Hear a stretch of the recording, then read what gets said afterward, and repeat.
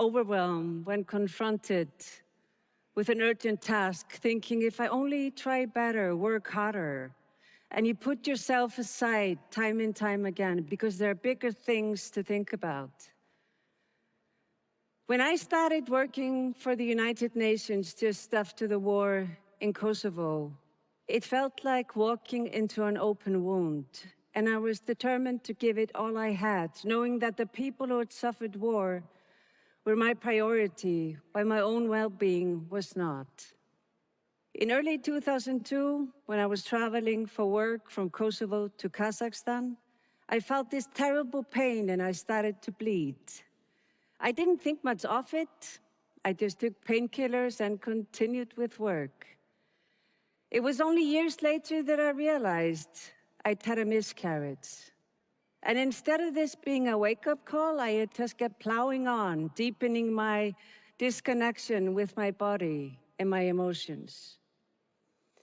Soon after, I was in the unique position of having a guaranteed job at the UN for life, which had been a dream of mine.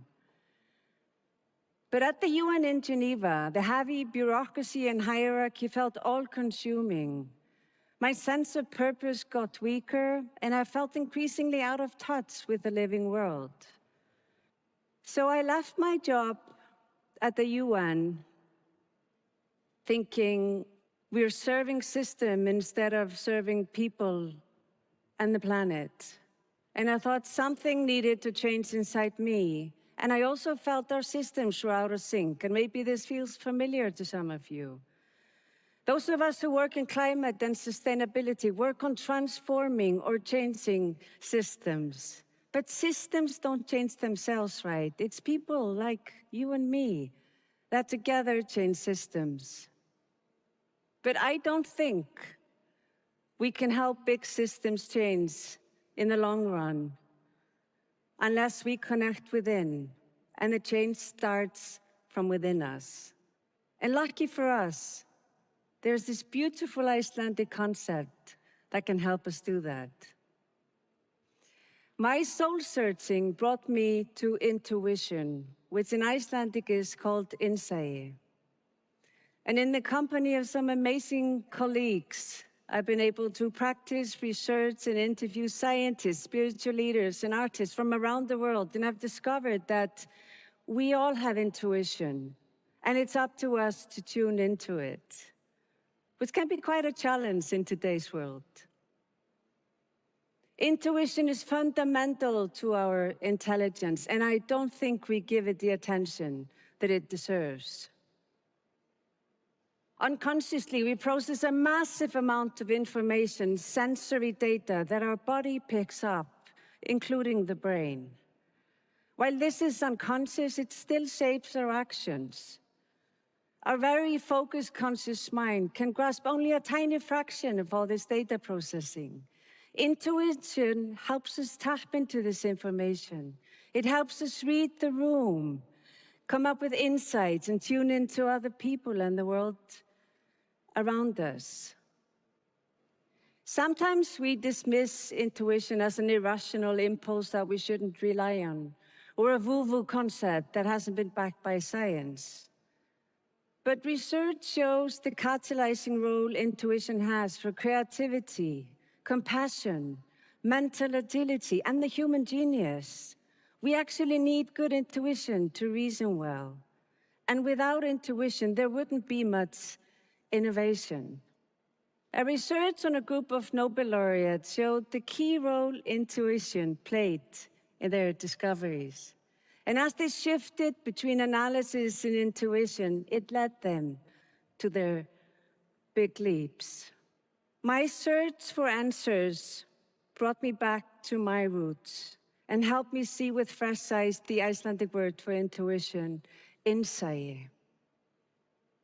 Insight helps us reframe intuition because it brings together the scientific and the spiritual, the solid and the poetic.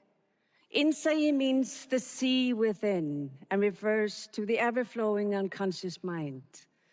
The sea within cannot be put into boxes because then it ceases to flow.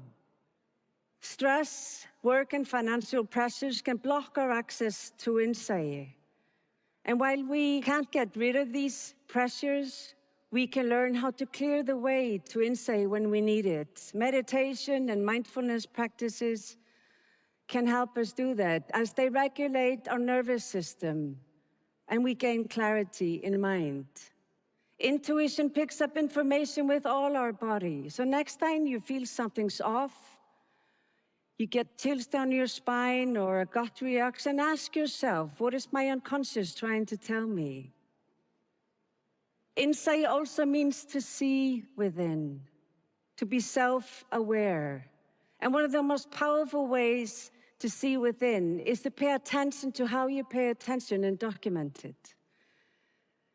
Attention journaling helps you witness how insight plays a role in your life and how best to harness it.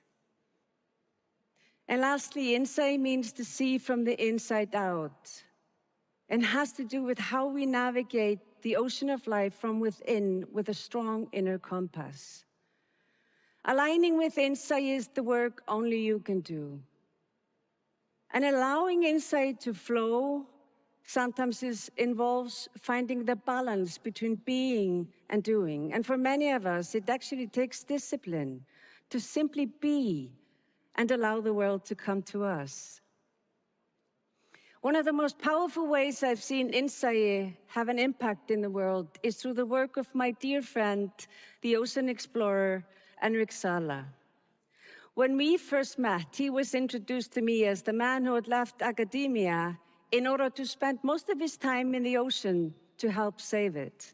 I was intrigued, and I have since then interviewed him both for our film and my book about the role insight has played in his pioneering work. Henrik's childhood dream was to become a marine biologist, and after having spent 7 years as a university professor, Henrik felt as if he was writing the obituary of the ocean instead of providing a cure.